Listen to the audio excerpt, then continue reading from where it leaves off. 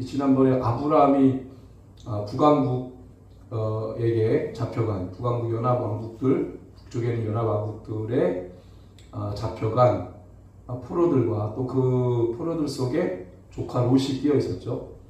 그래서 아브라함이 318명의 이 훈련된 자들을 그들과 함께 이제 치러 올라가는, 그리고 조카 롯과 함께 그 포로된 자들을 이제 또 구출하는 그런 일들을 이후에 아브라함이 모든 전리품들을 가지고 포로로 끌려간 자들을 다시 구해서 이제 자기의 본토로 이 거주지로 돌아왔죠. 남한국 국왕들이 환영하는 그런 장면이 바로 오늘 말씀이에요. 이 말씀을 통해서 드러난 사건이 아니고 이 사건 속에 묻혀있는 아주 중요한 부분들을 우리가 함께 나누길 원합니다. 그것이 우리의 삶에 적용되고 우리의 생각에 또 적용돼서 그리스도인의 삶이 무엇에 중점을 가지고 살아가야 하는지, 아브라함은 왜 그렇게 얘기했는지, 자기의 것을 주장하지 않았는지, 그것을 우리가 함께 묵상하고 나누는 시간 되기를 원합니다. 우리 말씀 준비하다가 오늘 제목을 이렇게 달았어요. 모든 일이 끝난 후에 알게 된 진리. 그래서 재미있는 사진 하나 몇 장을 보여드릴 테니까. 여잔가요, 남잔가요? 딱 봐도 남자 같아요? 아니, 딱 보면은 저 복장은 남자예요, 여자예요? 여자죠, 여자. 뒤에서 보면 무조건 여자로 보지, 남자가 어떻게 저렇게 입어요, 그죠? 딱 여자죠. 근데 역시 딱 보면은 이렇게 생겼습니다. 남자예요. 남자인데 저렇게 입은 거예요. 예. 그러니까 충격이죠, 충격. 뒤에서 봤을 때 여자라서 여잔가 하고 딱 봤는데 이제 저렇게 좀 충격받죠. 우리가 길을 가다가 뒤에서 이제 남자가 보니까 옷도 이쁘게 입고 딱 보면은 영락 없이 여자죠. 딱 봐도 여자죠. 머리 저렇게 길고 약간 웨이브진 그 뒷모습이 이쁜 자매들 생각하죠. 누구예요? 김태원하고 누구죠? 한쪽은 박완성가 같은 그 가수 둘. 이 사진을 제가 캡처를 해서 올렸는데 이상하다고 본 게 아니고 재미라고 본 거예요. 재밌으라고. 충격을 받아요. 충격.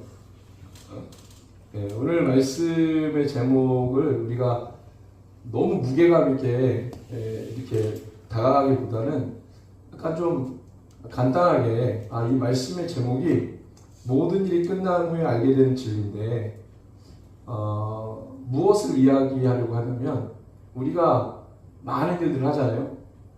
많은 일들을 하고 그 많은 일들을 할 때 우리는 그게 하고 있는 그 보여지는 모습들이 대단하고 화려하고 좋고 그래서 그걸 가지고 평가를 하고 그렇게 종종 하곤 합니다. 근데 그게 진짜 어떤 마음에서 그 일을 했는지, 왜 그렇게 했는지 그 진실을 알려주는 건 앞모습보다는 뒷모습이라. 어떤 일들이 막 진행되고 있는 앞에서의 모습이 아니라 그 일이 다 끝나고 난 다음에 그 뒷모습. 아까 그 사진에서 보면은 뒤에서 볼 때 괜찮았는데 앞에서 본 충격이죠. 사람들은 볼 때 보통 무엇을 보고 평가해요? 앞모습이에요, 뒷모습이에요? 사람 볼 때 앞모습이죠. 그렇죠?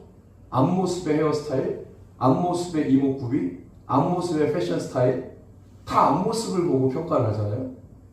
앞모습이 좋으면 좋은 거고 앞모습이 안 좋으면 안 좋은 거예요. 우리는 다 앞모습을 평가하죠. 근데 진짜 그 사람의 모습은 앞모습이 아니고 뒷모습. 이것은 비단 사람에게만 적용하는 것이 아니라 모든 일에 있어서 그래요. 앞에서 벌어지는 일보다는 그 일에 대한 목적, 동기, 뜻, 진심, 본심 이런 것은 진행되고 있는 앞모습, 벌어지고 있는 앞의 모습, 사람들이 보고 열광하는 화려한 그 모습들 이면에 그 일이 다 끝나고 난 다음의 모습. 여러분들 고속도로 화장실 가면 보통 화장실에 어떤 문구가 쓰여 있어요? 지금은 좀 다양하게 쓰여져 있지만 옛날에는 당신이 머문 자리가 아름답습니다. 이 얘기가 뭐예요? 뒤처리 잘하고 가라는 얘기잖아요. 특별히 남자들 뒤처리 흘리지 말라.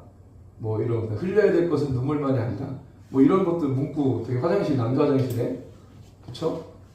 그러니까 그런 뒷마무리를 잘하라. 이런 것들, 이런 문구들, 이런 모습들, 이런 현상들이 다 말해주는 게 뭐예요?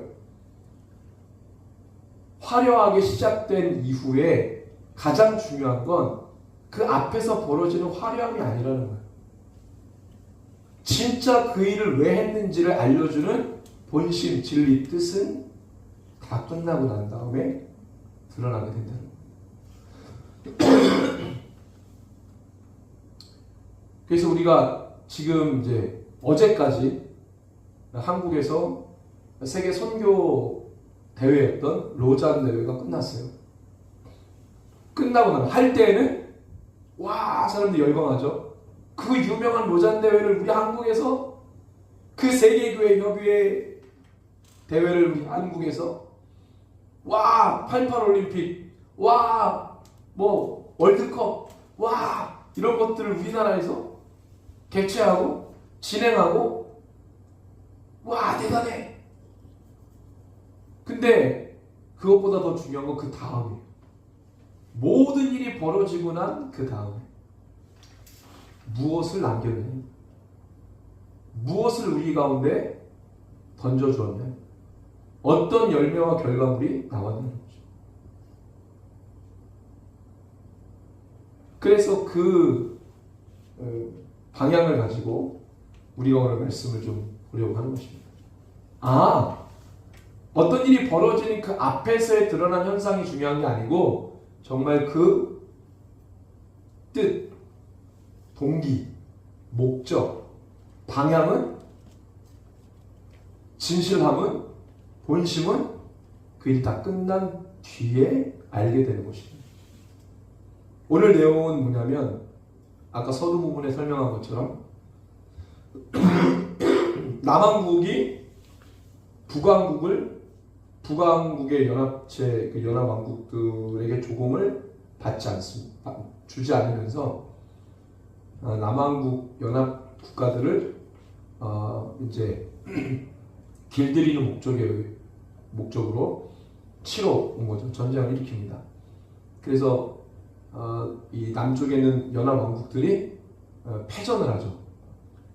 패전을 합니다. 그 막강한 전투력 앞에 속절없이 다 무너져요. 그리고 많은 사람들이 끌려갑니다. 포로로 끌려가고 도시들은 쑥대밭이 되고 불태워지고 많은 사람들이 죽었어요. 그 모습을 본 아브라함은 그 고지대에서 다 봤습니다. 어떻게 이 전쟁이 진행됐는지. 조카 롯이 살고 있는 소알 지역도 완전히 폐허가 되고 그 사람들이 다 잡혀갔다는 소식을 들어요. 그래서 그 고지대 900고지에 살았던 아브라함이 손살같이 318명의 훈련된 자들 그들을 데리고 북쪽의 연합 왕국들을 이거 마치 다윗과 골리앗 싸움입니다. 다윗과 골리앗 싸움. 10,000명의 군대로도 이길 수 없는. 왜? 남쪽의 연합 왕국들이 연합을 해서 군대를 연합해가지고 싸우는데도 졌잖아요. 근데 어떻게 국가의 왕도 아니고 어떤 이 족속의 군장도 아닌 한 가문의 수장이 자기 패밀리 안에 있었던 318명만을 데리고 가서 그들을 제압할 수 있겠어요? 말이 안 되죠? 이거는 완전 다윗과 골리앗 싸움인데 어쨌든 아브라함이 눈이 돌아가서 자기의 이 훈련된 자들과 함께 실제 본인이 예.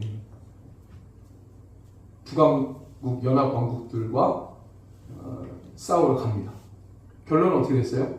이기죠. 이기고 거기에 있는 포로들. 그 말은 뭐예요? 완전 제압했다는 거예요.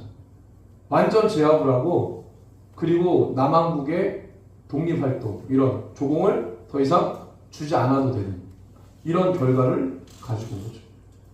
전리품들을 다 가지고 오고, 그리고 빼앗겼던 전리품 다 가지고 오고, 그리고 포로됐던 사람들 다 구해치를 해서 돌아옵니다. 그 돌아오는 귀한 하는 그 상황에서 이제 축제가 벌어진 거죠. 그때 누가 등장해요?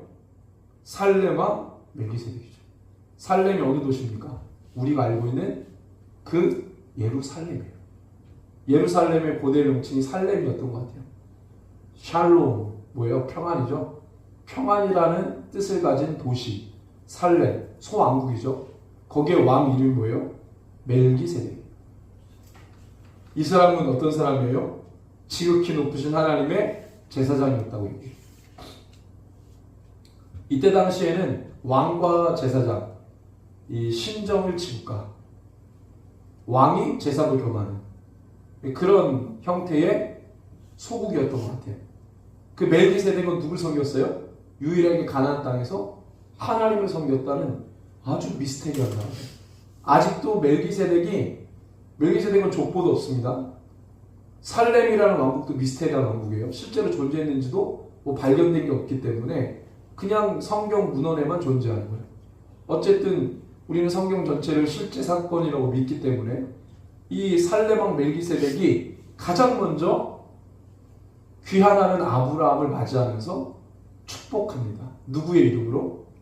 그 가나안 땅에서 유일하게 하나님을 믿었던 살렘왕 멜기세덱이 금연향에서 돌아오는 아브라함을 축복해요. 대단하죠? 대단한 퍼레이드를 지금, 세리머니를 지금 펼치고 있는 겁니다. 승리했잖아요? 와, 개선장군처럼 돌아와가지고 빼앗겼던 전리품 다 주고 가져오고, 포로로 끌려갔던 사람들 다 데리고 오고 구해서 오게 되는 이 어마어마한 행사 앞에 가나안의 남부 왕들의 그 왕국의 왕들은 기뻐했을 거예요. 이제 우리는 소국이 아니다. 북왕국 연합왕국들에게 우리는 더 이상 조공을 받지 않아도 된다. 어마어마한 대승리를 거두고 온 아브라함을 지켜 세웠을 거예요. 이게 지금 우리가 보고 있는 장면입니다. 어마어마한 전쟁이잖아요. 연합왕국들과 연합왕국들의 싸움이니까 한 나라, 두 나라 간의 싸움이 아니었어요. 연합왕국 대 연합왕국들의 싸움이었기 때문에 어마어마한 전쟁이었는데 이것을 아브라함이라는 사람이 승리로 이끌면서 전쟁이 끝납니다. 그가 아브라함에게 뭐라고 축복합니까? 천지의 주제이시오 지극히 높으신 하나님이여 아브라함에게 복을 주소서.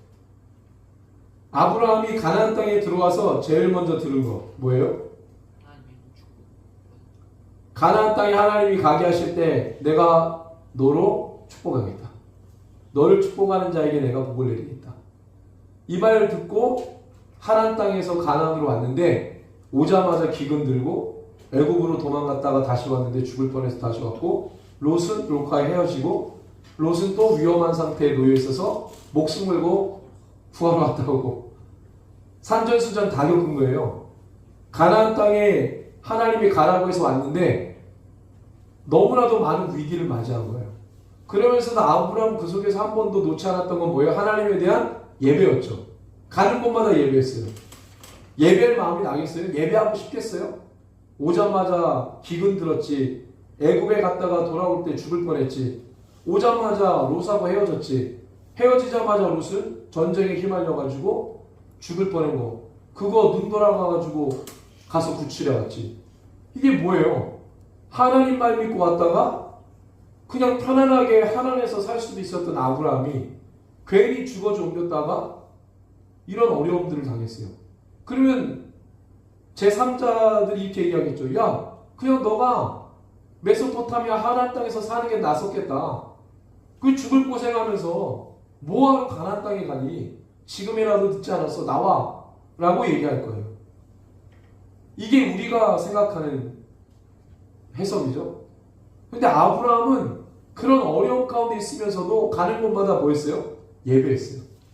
하나님 앞에 제단을 드립니다. 번제를 드립니다. 하나님께서 아브라함에게 계속 축복하지만 아브라함은 그것을 진짜 믿음으로 취했는지는 모르겠어요. 어쨌든 그 말을 듣고도 아브라함은 번제를 드렸기 때문에 믿음으로 취했다고 봐요. 하나님의 말씀을 듣고 예배를 드렸잖아요. 무슨 마음으로 예배를 드렸겠어요? 그 말씀을 믿음으로. 당신이 얘기했으니까. 이루어질지 안 이루어질지는 당신의 주가 당신의 인도이겠죠. 하나님의 능력, 하나님의 인도하심 따라서 나는 당신만 바라보고 가겠습니다. 이런 거겠죠. 그 예배를 드리면서. 근데 그런 상황 말고 하나님 말씀하신 축복 말고 상황은 다 죽을 뻔하고 어려웠는데 유일하게 사람으로서 가나안 땅에서 아브라함에게 축복한 사람이 있으니 그가 바로 살레만 멜기세덱. 그것도 하나님의 이름으로 축복합니다. 이때 제가 볼 때는 아브라함이 좀 위로를 받지 않았을까. 가나안 땅에 왔을 때 누가 아브라함을 축복했어요? 누가 아브라함을 지켜세우고 누가 아브라함을 칭찬했겠어요? 그 척박한 땅에 와가지고. 근데 이 난리통에 아브라함이 멜기세덱에게 축복의 말을 듣습니다. 하나님의 이름. 너의 대적을 너의 손에 붙이신 지극히 높으신 하나님을 찬송할지어다. 이 얘기는 뭐예요? 아브라함이 우연하게 이 전쟁에 참여한 게 아니라는 영적인 이야기입니다. 하나님이 이 전쟁에 참여하셨어요. 우리가 아까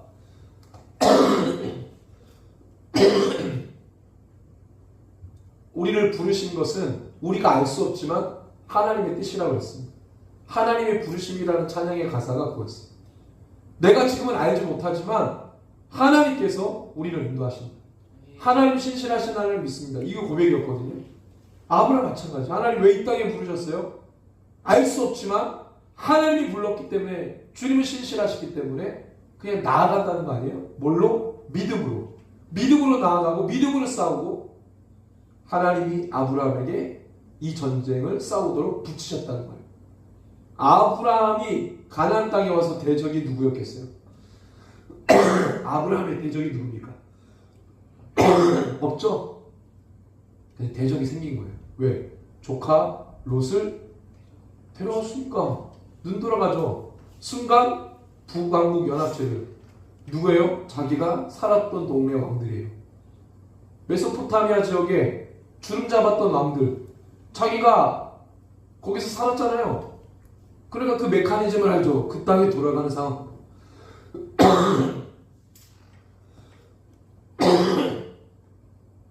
이미 아브라함이 알고 있었던 왕들이었을 거고 들어본 왕들이었을 거예요.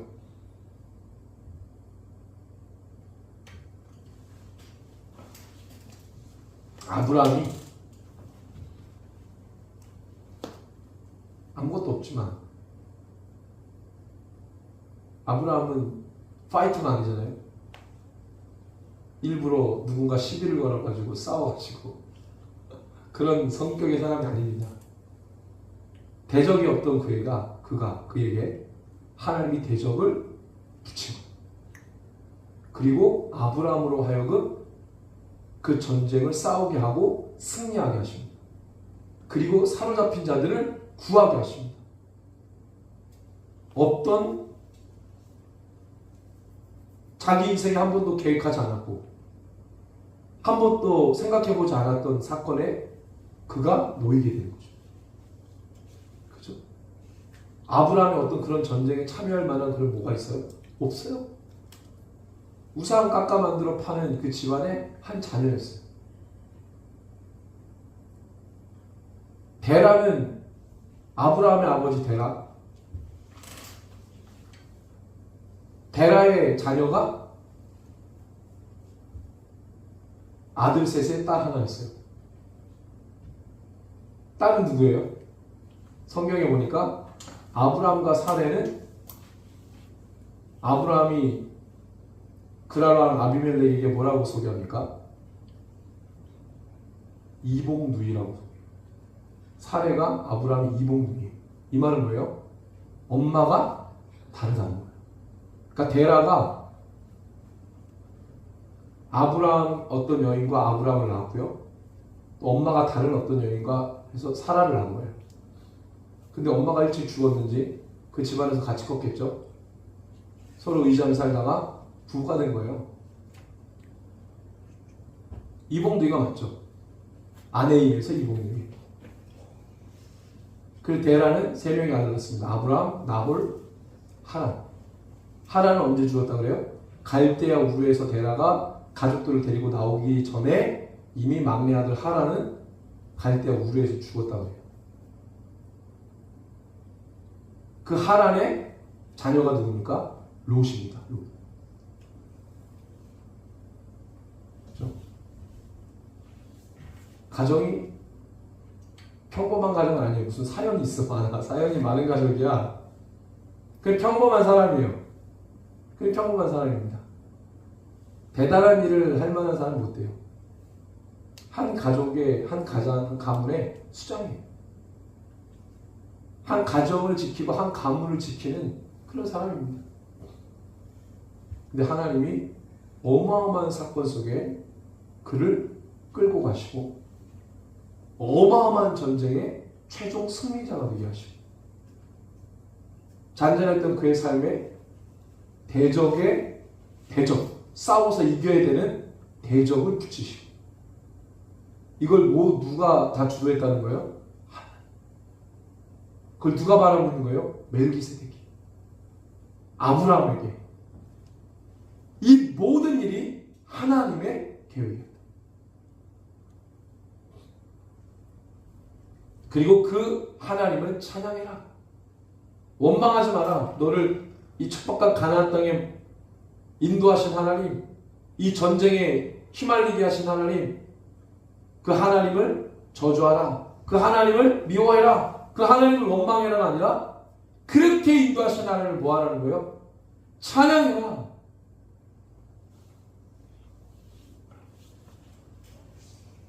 그래서 그 아브라함이 그 얻은 것에서 10분의 1을 누구에게 줘요? 멜기세덱. 그러니까 그건 누가 드린 거예요? 하나님께. 전쟁의 10분의 1. 전쟁의 전리품의 10분의 1을 하나님 앞에 드립니다. 최초의 11조라고 그러죠. 이 11조 개념은 고대 세계에서 통용되던 개념이에요. 예, 세금을 이런 식으로 냈습니다. 근데 이걸 뭐 세금을 아브라함이 누구에게 줄 그게 없잖아요. 어디에 속해 있는 사람이 아니니까. 이거는 감동받아서 원래 고대 사회에서 통용되는 그 시스템을 그냥 아브라함은 누구에게? 하나님께 감동으로 드린 거예요.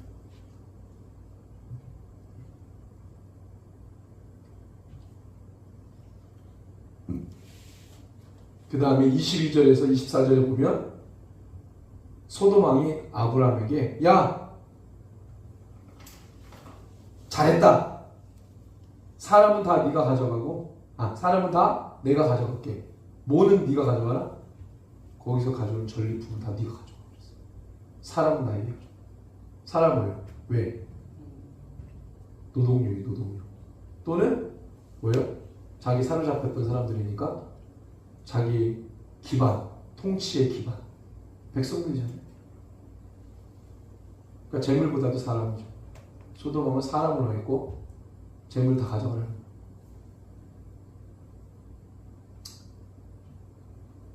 그때 아브라함이 뭐라고 고백합니까?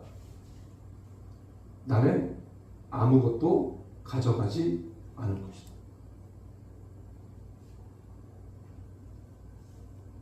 하지만 나와 함께 싸우러 간 자들, 목숨 걸고 나와 함께 싸우러 간 자들에게는 합당한 몫을 달라. 그때 그게 누구예요?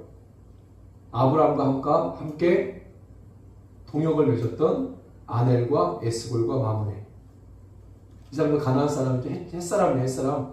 가나안 원주민 중에 히타이트 해족속, 그 중에 삼형제 동맹을 맺었죠. 그들에게 목숨 걸고 우리 도와줬으니까 그들에게는 좀 주고 나는 하나도 가지지 않겠다. 왜 그렇게 얘기합니까? 이 전쟁에 참여한 이유가 내가 무언가를 대가를 바라고 참여한 것이라는 걸 아니다. 대승을 거두고 온 아브라함에게 그 재물을 가져가는 것은 합당한 거였지만, 권리를 주장할 수 있지만, 아브라함이 이 전쟁에 참여한 것은 그 전리품을 얻기 위한 게 아니었기 때문에. 남왕국들에게 승리를 안겨다 준 건 맞지만 아브라함은 그것을 위해 이 전쟁에 참여한 게 아니었기 때문에.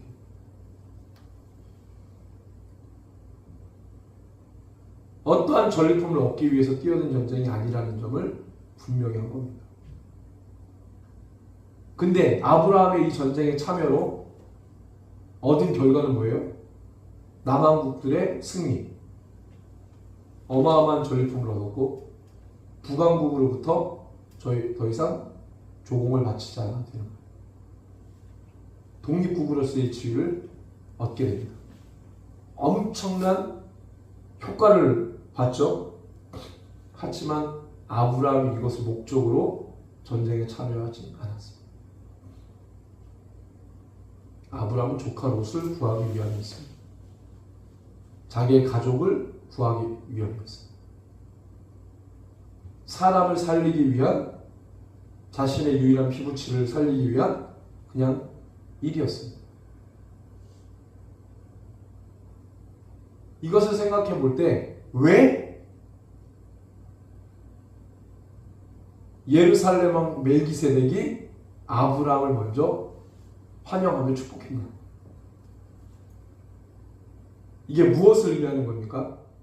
왜 예루살렘이라고 하는 장소에서 왜 멜기세덱이 그렇게 축복합니까? 아브라함의 이 고백, 그가 감당했던 일에 대한 그 고백이 여느 사람들처럼 아브라함이 한 일은 화려한 일이잖아요. 대단한 일이잖아요. 그렇지만 그가 그렇게 했던 이유는 화려함이 목적이 아니었고, 그가 히어로가 되기 위한 목적도 아니었고, 많은 어떤 재물을 얻기 위한 목적도 아니었잖아요.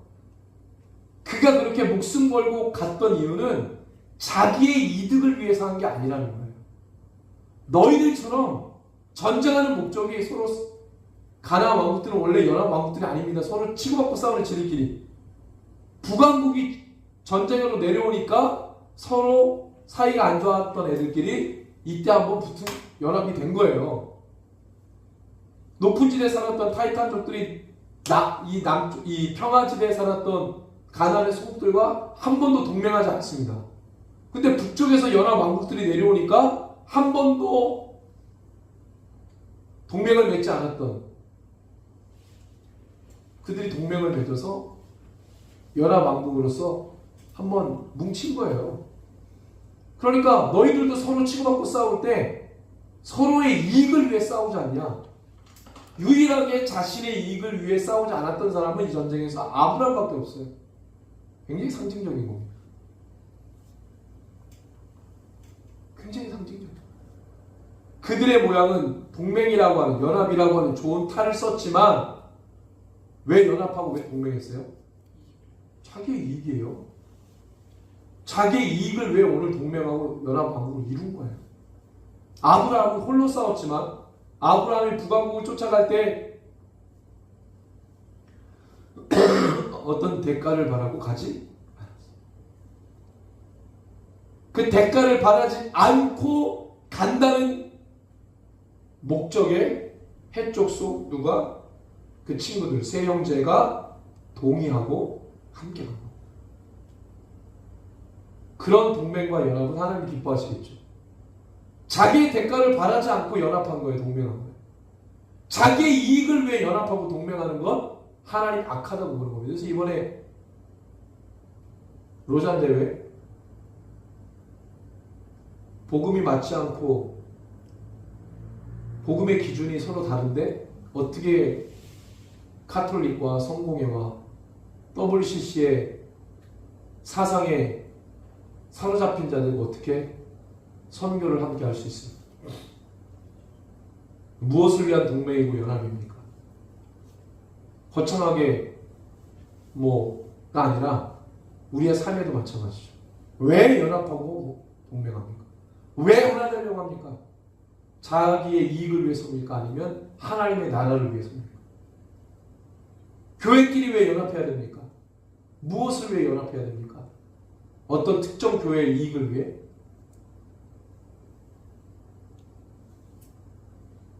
예루살렘이라고 하는 장소에서 예루살렘 왕 멜기세덱이 아브라함에게 축복한 이유는 뭐예요?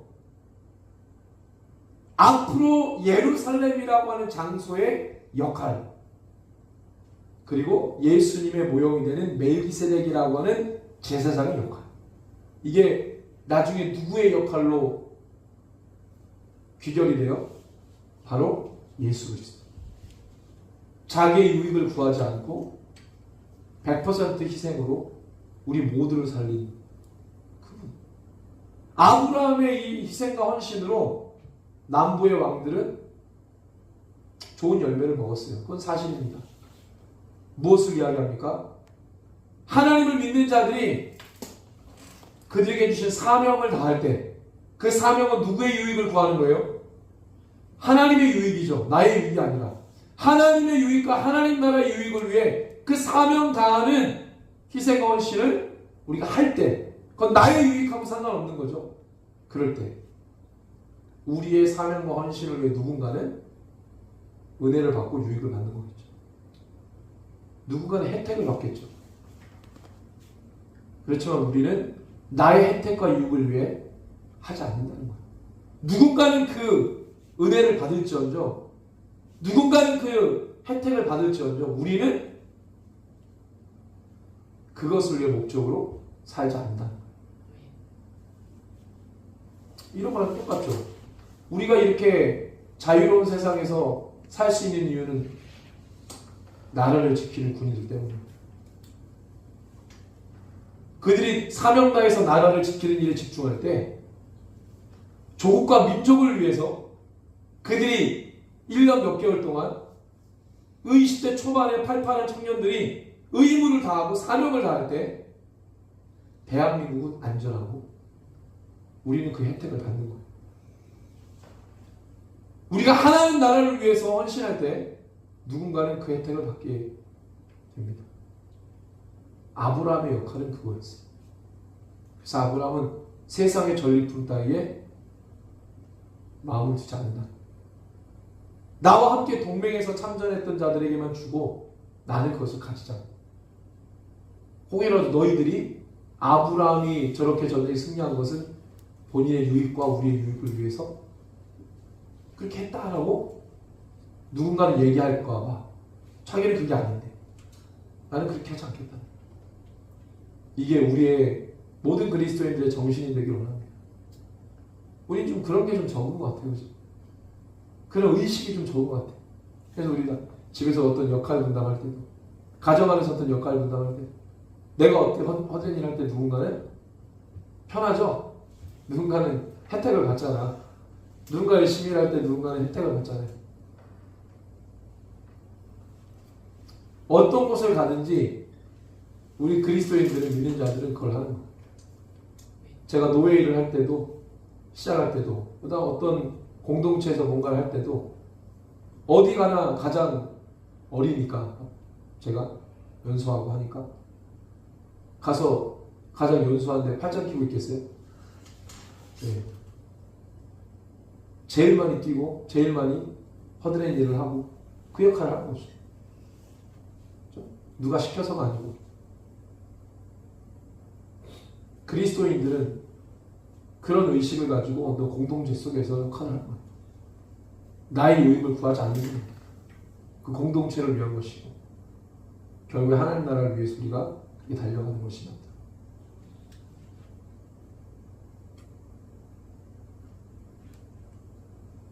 우리의 사명의 희생과 헌신은 하나님의 나라를 위한 것이죠.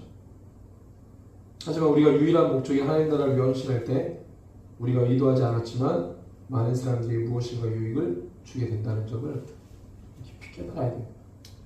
이것이 바로 우리의 뒷모습이어야 돼요. 진짜 모습. 승리를 거둘 목적도 이거를 위한 것입니다.